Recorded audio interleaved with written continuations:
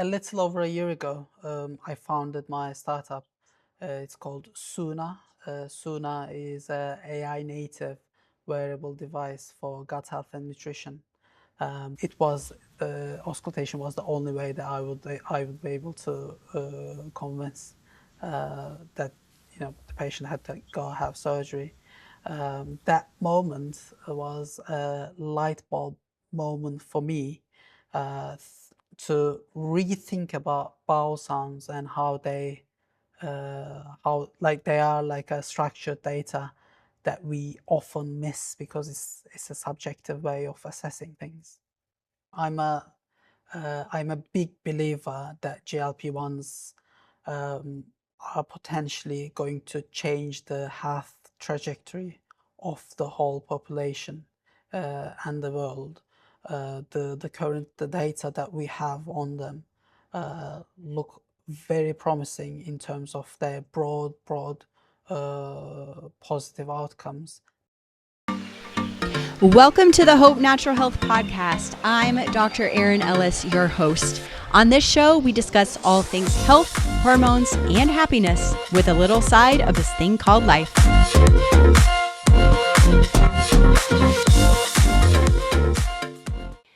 Today's guest brings a really interesting perspective at the intersection of medicine, technology, and data.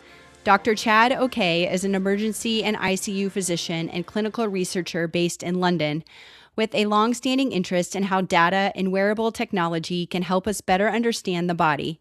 Originally from Turkey, his academic path has been marked by exceptional performance, ranking in the 99.99th percentile on Turkey's highly competitive university entrance exam.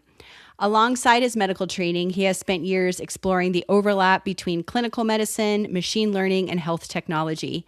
From designing an early wearable device to monitor hypertension while in medical school, to applying reinforcement learning to optimize ICU ventilation strategies, work that earned recognition at the European Society of Intensive Care Medicine Datathon, his focus has consistently been on using data to improve how we monitor and care for patients. He's also been coding since a very young age and is deeply interested in the future of lifestyle medicine, wearables, and how real-time physiological data can give us better insight into health. I'm excited for this conversation because it brings together clinical medicine, innovation, and the growing role of technology in understanding the human body. Welcome to the show, Dr. O'Kay. Glad to be here. Awesome. Well, before we dive into what we're going to be chatting about, mainly gut health and how important that is, tell us a little bit more about your background and your current work now. Yeah. So, I mean, you summarized it perfectly, to be honest. But I'll just glance over it. Yeah. So I was born and raised in Turkey, and have been heavily involved in technology from a very young age. Taught myself how to code, and then in medical school, I've been involved in um, wearables, clinical data science, and how it basically can improve outcomes. And I've since finishing medical school, I've been involved in emergency medicine and intensive care for the most part of my career. As you know, intensive care is basically lots of physiological data and what we try to make out of it. And since COVID, basically, my work focused on improving our understanding of clinical data and how we can translate it to predictions, how we can translate it to improved patient outcomes. And I've been working on this field for quite a long time now. Yeah, you mentioned to me via correspondence to uh, an incident that happened in your night shift. So, can you explain a little bit about that and kind of how it got you to this wearable device that you've invented? Yeah. A little over a year ago, I founded my startup. It's called SUNA. SUNA is a AI native wearable device for gut health and nutrition. But the idea came to me on a night shift. I was consulted a patient in A&E who was in bowel obstruction. Um, the patient didn't speak any English, and the patient's partner was a general surgeon in his own country, but he didn't also speak any English. They were just visiting London over the weekend, and unfortunately, that Saturday, um, the patient started vomiting, feeling unwell, lots of abdominal pain, and presented to A&E. Um, Basically, I was consulted because um, the surgeons weren't sure uh, if if she will need intensive care after surgery, but also they were having a hard time convincing them that this was actually a surgical emergency. Um, so I came up with the idea of lending my stethoscope to the general surgeon and having him listen to the bowel sounds for 20 minutes or maybe more. And after auscultating for 20 minutes, he finally understood the gravity of the situation.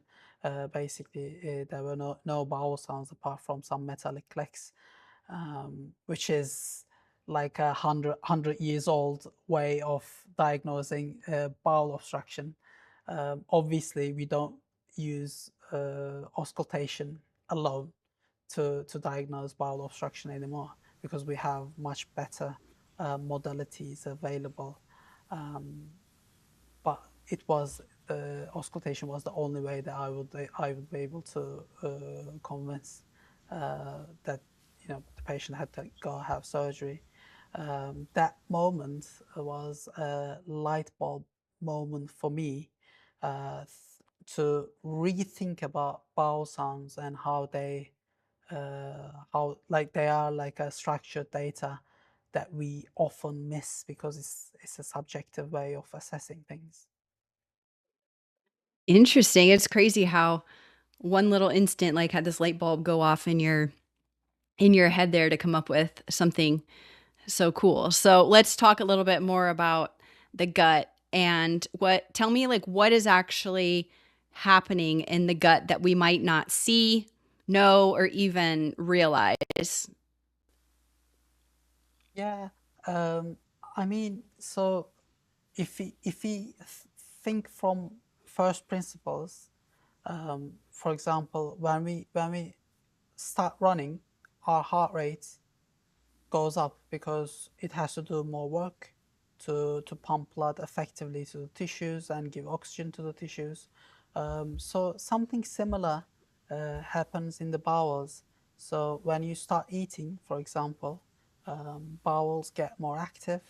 There's a lot of mixing and churning and digestion happening, and this is a measurable data point that we can use to make certain type of assumptions on what's going on and how bowels are reacting.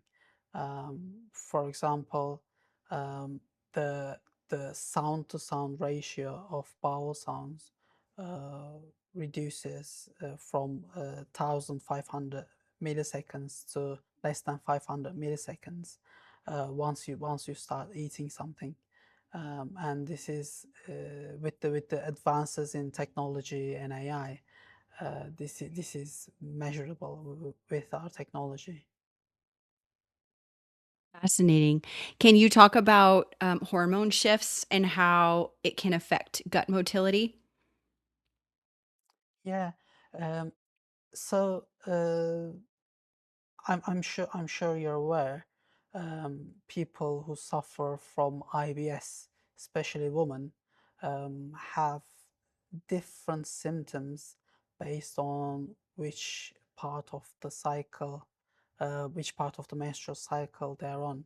So during the luteal phase, um, progesterone slows everything down, and a lot of women feel bloated. But especially if you've got IBS, your symptoms can get a lot worse. And this is, even though this is normal physiology, it's important to gather data around it and make correlations on how you react to food and nutrition based on what level, what stage of your cycle you're in. And we think having this technology will enable women and people with IBS in general to make better informed choices on what they eat and improve their journaling capabilities as well. So cool. I love data and symptoms. I mean, the more data we have, the better information we can get about our own health. And we all know that, symptoms are messages. So uh GLP-1s are a big topic, and a lot of my patients come in on them, ask me about them. It's all over social media. So, what should a woman on a GLP-1 know about her gut?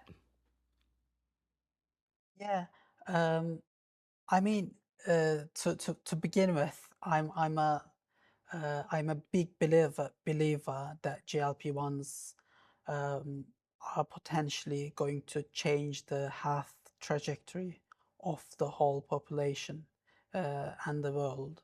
The data that we have on them look very promising in terms of their broad positive outcomes. Not only weight, but high cholesterol, sleep apnea, fatty liver disease, and many more benefits are being found. And I think overall, with all of these findings, we will start seeing data that show they can improve health span and potentially lifespan of the whole population, basically. And they're very effective. They're essentially the fastest growing pharmaceutical in human history. So that tells a story in itself. Um, but obviously, they can sometimes have quite significant side effects affecting quality of life. Their biggest side effects are GI related side effects, so nausea, bloating, uh, vomiting, and some people also experience constipation and diarrhea, especially in the first few weeks of starting the medication and during the up titration period.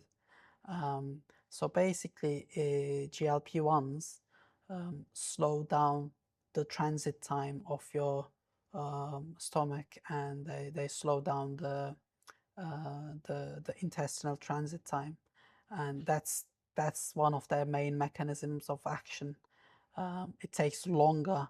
The food stays longer in your stomach, and you feel full for longer, and that's one of the main mechanisms they work. But also because of these effects, peop the stomach wall stretches, and then that can send signals to the brain saying, there's basically too much food in here, and that can cause a vomiting response or nausea. Um, what we aim to achieve with our technology is to make GLP-1s more tolerable and have people understand what type of effect the GLP-1s can have um, on the gastrointestinal system. So, if it slows down the gastric emptying in your gut, it's also going to suppress the cleaning cycle. So, how is that a good thing? Yeah, so it's not a good thing per se. It's something that we need to be mindful of and understand and basically work around, um, because the migrating motor complex, which is like the cleaning wave of the bowels, um, get suppressed with the GLP-1s, and when food accumulates in your intestines, and it can cause quite significant symptoms, bloating, etc. Um, so what what we need around GLP-1s is more public knowledge on how they affect your physiology, so you can understand what type of food choices are better when you're on a GLP-1, and how you need to time your nutrition and your portion size effectively, so you do not suffer from the side effects that will or might happen from these medications. Ah, okay. So you mentioned that we have to work around it. So working around it, or I guess not necessarily working around it, but supporting the delay and then the inability to do the cleaning is by eating certain foods and avoiding certain foods and also timing foods correctly. Is that correct? Yes, yes, especially Okay. before nighttime.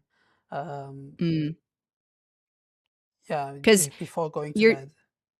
I mean, I know your gut does a lot of work throughout the day, but it's doing a lot more overnight, correct? Yeah, so especially we can think of sleep like an extended period of fasting. Mm-hmm. And that period is very important, because basically everything that we've digested throughout the day Mm-hmm. gets pushed forward, and you start fresh during the day to start eating again.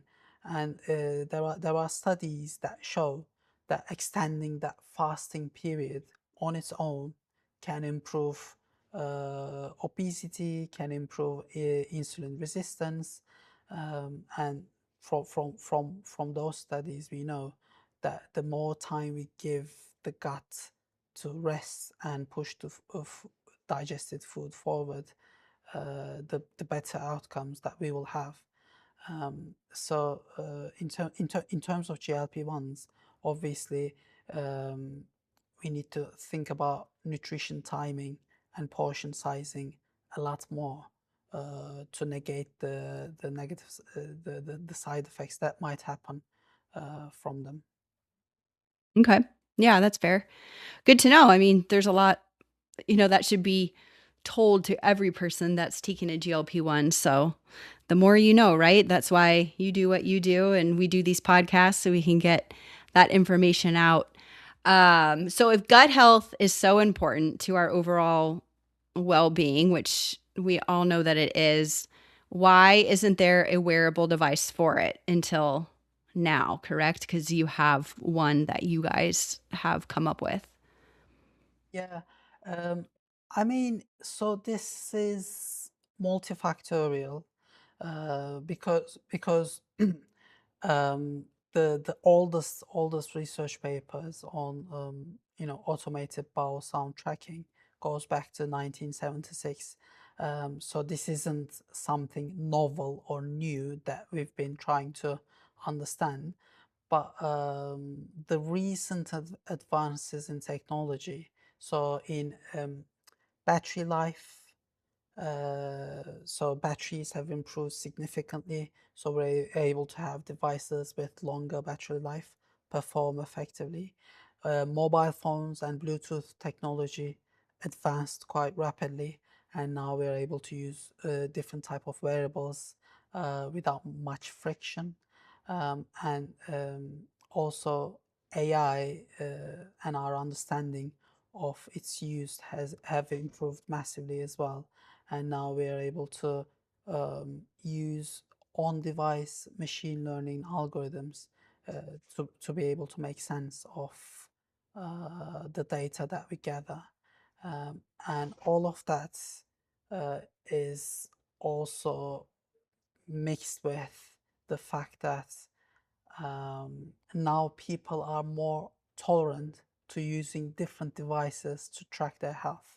If you told a person 20 years ago that you will have a watch, a ring, and a mobile device to track your health, they probably wouldn't even have believed that people would be doing this. So like people's own experience of the health and the environment and the devices that they're willing to use have also changed. So all of these new changes makes our device possible and available for public. So tell me about it. Where, what, tell me about SUNA, how you wear it, who would it be good for? What would, like, if I bought one, what is this going to tell me? Yeah, so SUNA is a small patch similar to how your CGM would look like, um, but it doesn't have a needle, and Mm. you stick it to your abdomen. It weighs under 15 grams and has a battery life of more than 7 days. Um, we are able to we are able to do multimodal sensing.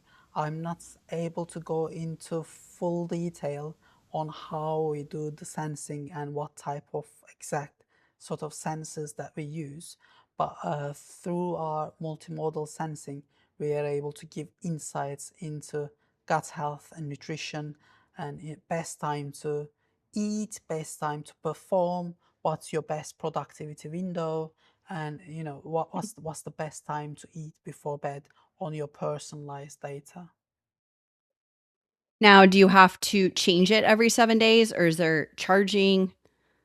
Yeah, so the device itself is rechargeable, so you are able to recharge the device. The adhesive patch needs to be changed every week. Um, but it's quite simple to do, and our early testing data shows that it's actually more comfortable than wearing a ring or a watch, because you have to Mm. fiddle and fit it around your lifestyle, whereas this one, with our device, you can basically stick it and then forget it.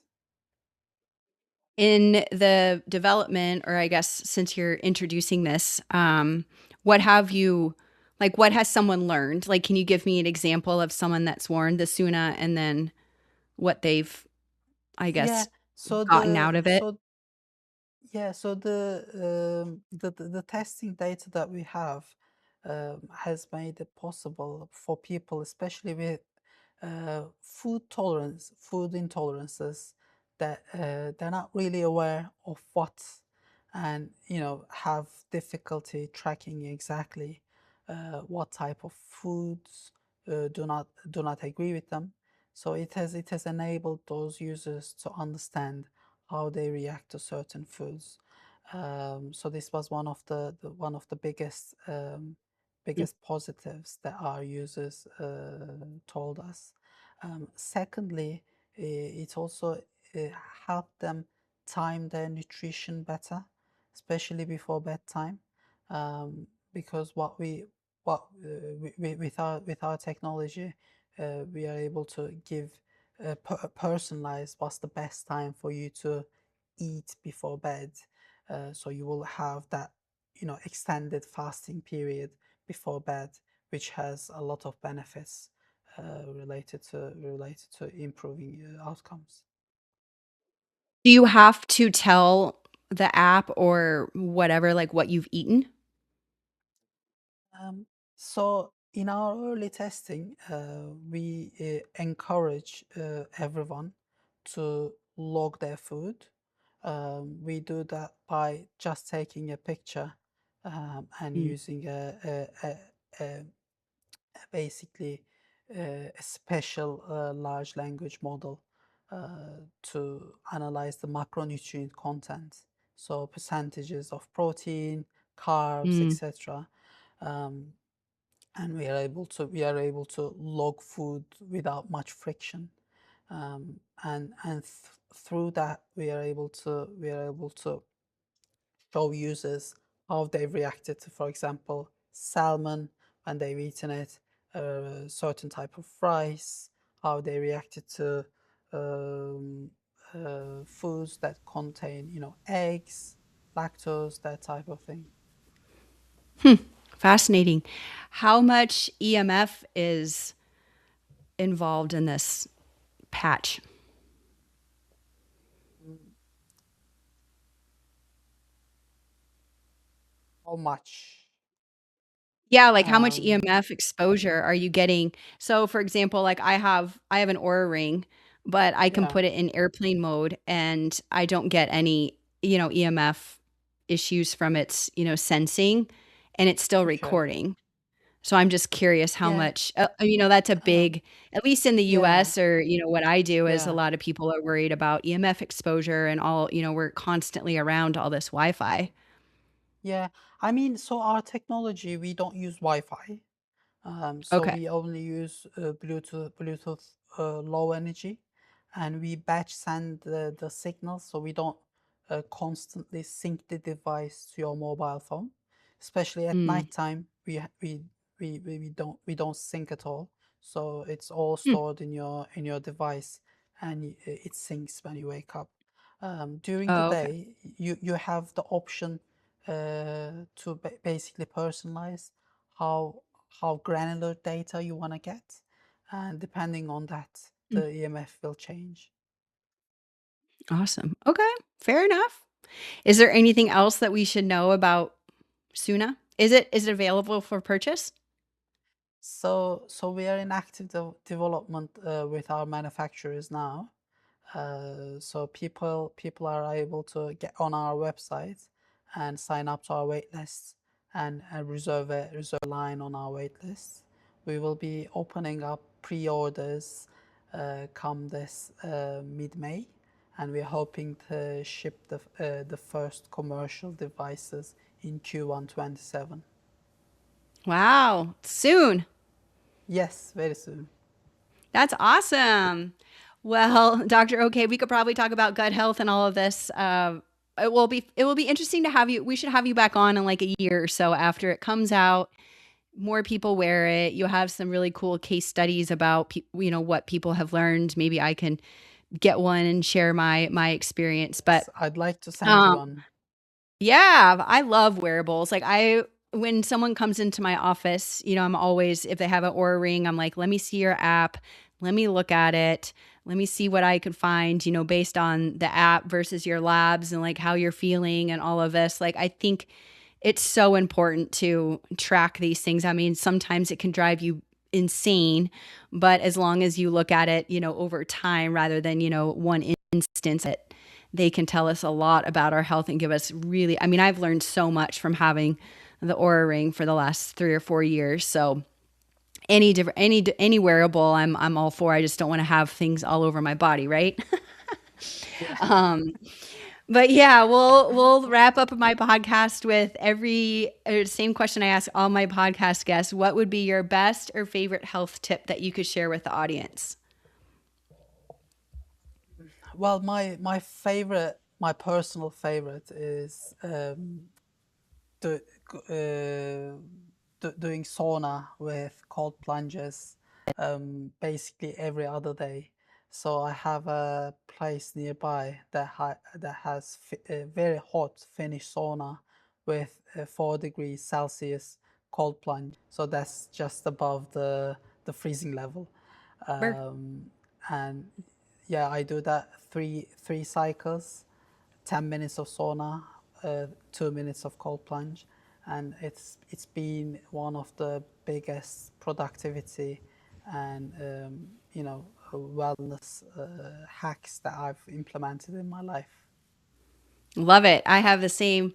Mine doesn't get as cold as that, but I have a sauna and a cold plunge here at my house, and I love it too. I do not like being cold.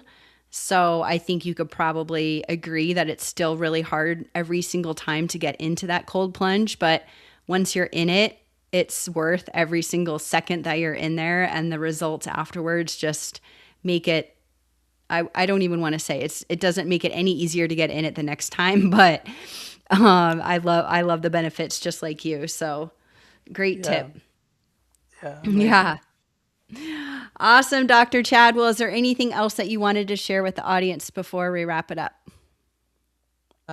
No, thank you so much for listening, and it's been great to talk about me, Suna, and your experience as well. Thank you for having me. Awesome. Well, thank you so much for being on the show, and we'll see everyone again next week.